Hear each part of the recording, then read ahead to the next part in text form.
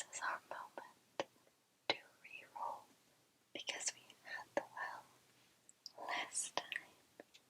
Although it was a very wonderful feature at our last story with the wolf. But let's change it up a little this time and re-roll.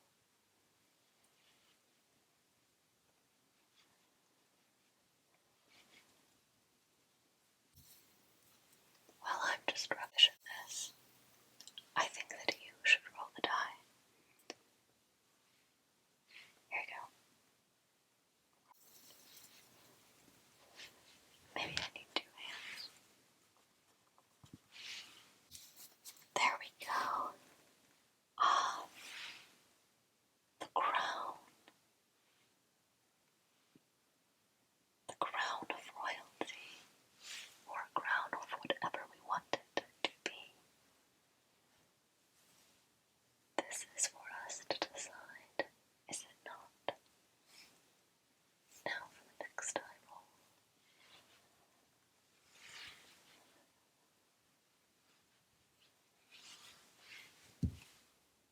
Oh my goodness, I am just the worst at this.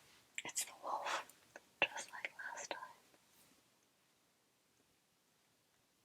I guess this is a hint to go and queue up the other video that featured the wolf and the well.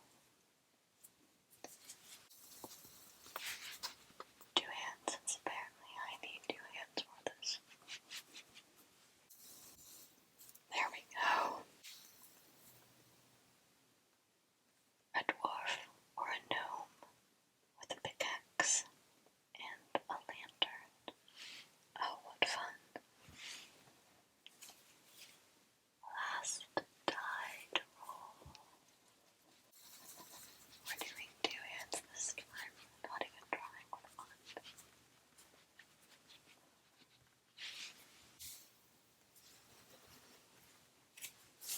Ignore that. We've used it before in the video, before the last video with the wolf.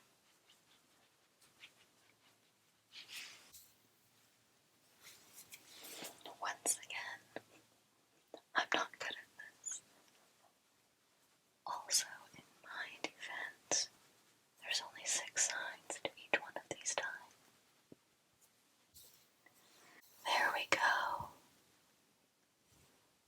An evil little ninja goblin creepery deepery. Or maybe it just looks a bit evil. We'll see how the story takes us. So after all that, here we go. Once upon a time, in a world with magic, there lived Gobin. Gobin was a little creature, a cross between a goblin and a bunny rabbit. Gobin looked scary and menacing and evil,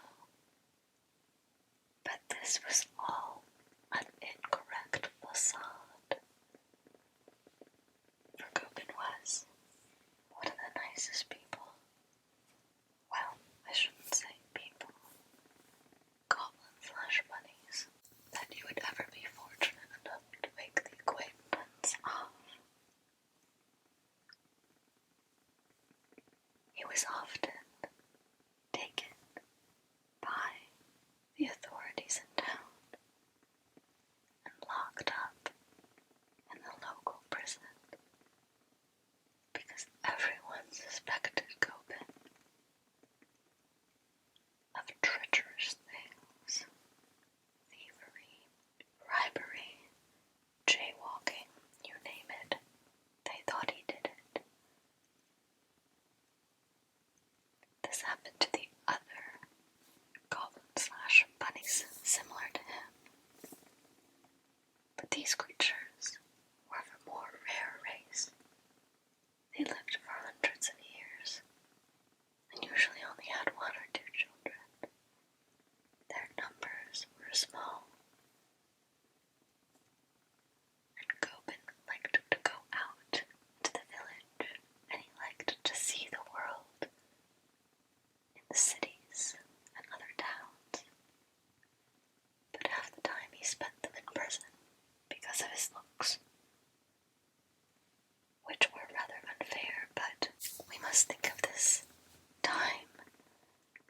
was a rather backward, medieval-ish, magical-ish land. So, when the 100th time of Gobin being imprisoned came, and let's note, he did always go free after a few days, because he was innocent, so at least he had that working in his favor. Gobin had enough. He wanted to change, so he decided to visit the gnomes, a quiet, to-themselves people in the nearby mountains. They did not like visitors. They did not want to interact with others. Their deepest desires in all the world was to introvert, work hard in the mines, gathering rubies and diamonds, etc., that they would sell.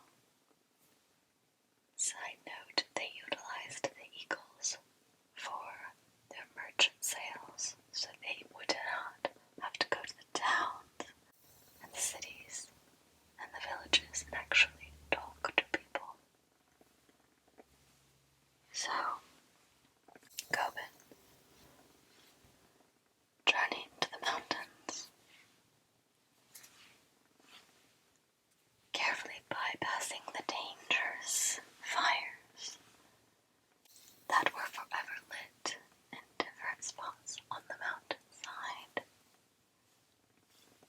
The eternal flames. After carefully dodging many eternal flames and going high up into the mountain, Gobin found a gnome.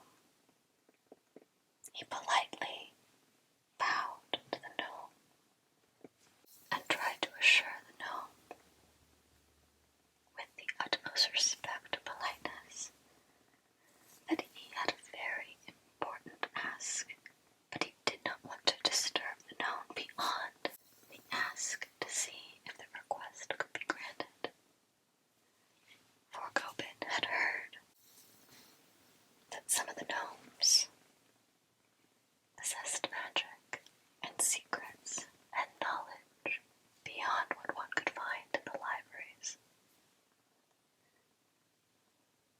Gobin felt in his heart that the gnomes would surely have a cure for his evil-looking visage and body. The gnome, Charlie, at first tried to run away, but he was stopped in his tracks on the path to running away when he saw that Gobin was crying. Charlie sighed, one of the deepest sighs that had ever been heard in all of the land, and he turned back, and he spoke to Gobin. "What do you want? You're crying. It's hard to hear what you have to say." "Oh, please," said Gobin. "I do not want to be a bother, but I have heard that your knowledge surpasses the libraries of the lands.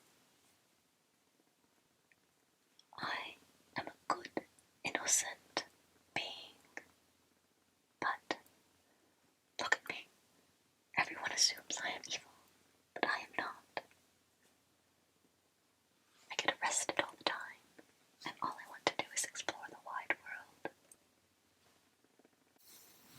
"Well," said Charlie, the gnome, "that sounds like a terrible dream indeed, the exact opposite of what I want in life.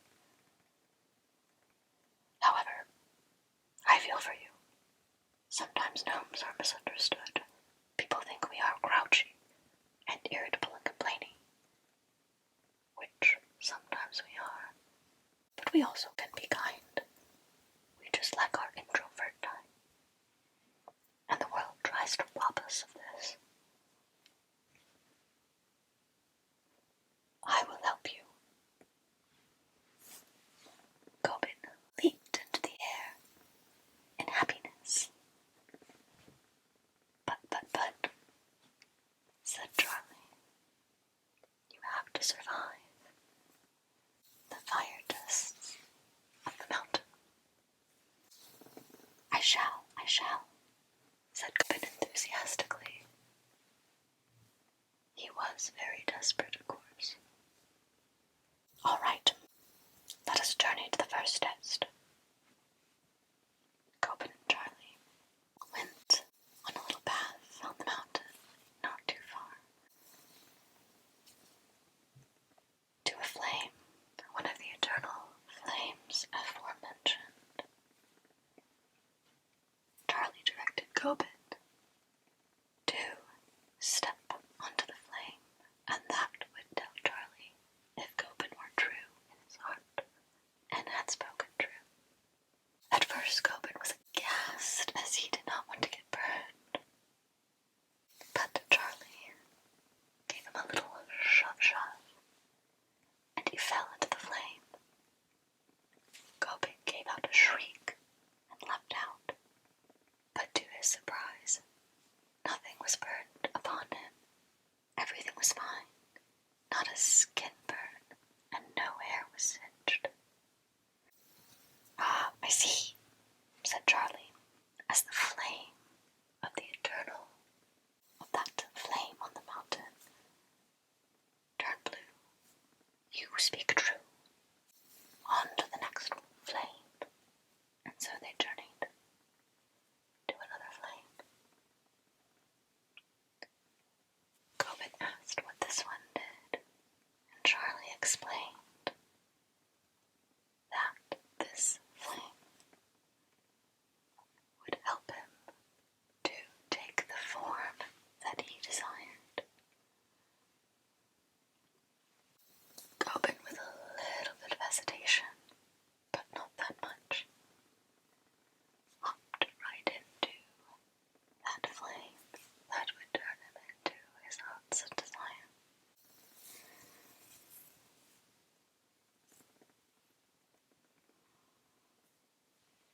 The fire leaped around him, but did not burn him. And when Gobin stepped out of the flame,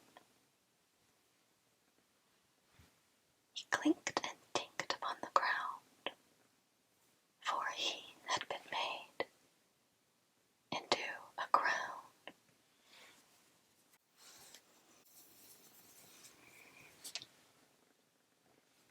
What's this? Gobin shrieked with alarm. I don't want to be an object. Charlie stifled a very hearty chuckle deep in his throat. Oh, well, that didn't work out very well at all, did it? Gobin tried to move, but he only managed little hops, since he was now crowned.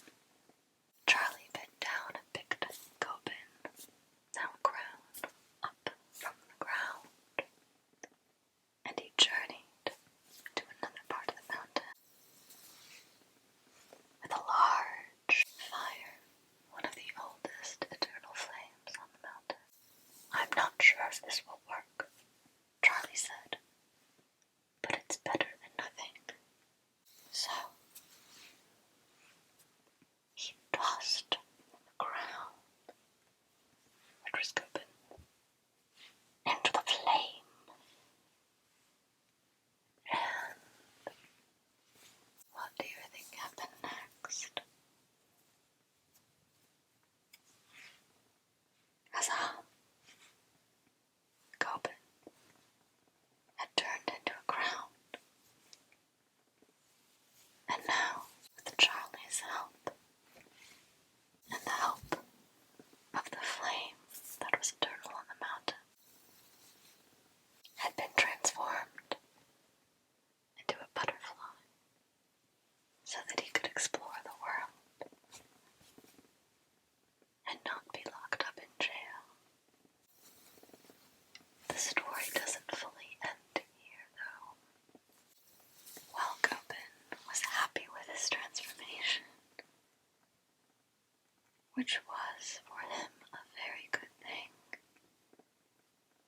he still visited Charlie every year because Charlie had become his friend after helping him. They were an unlikely friendship pair, but it worked. And since gnomes had a long life, and goblin/bunny race had a long life too, they were friends for hundreds of years. Gobin had gotten his heart's desire. He traveled and saw the world and was never locked up in a cell again. Charlie had helped out, and that made him feel happy inside. And they also formed a friendship that was better than many other friendships that had gone before, that were happening at present, and that would happen in the future.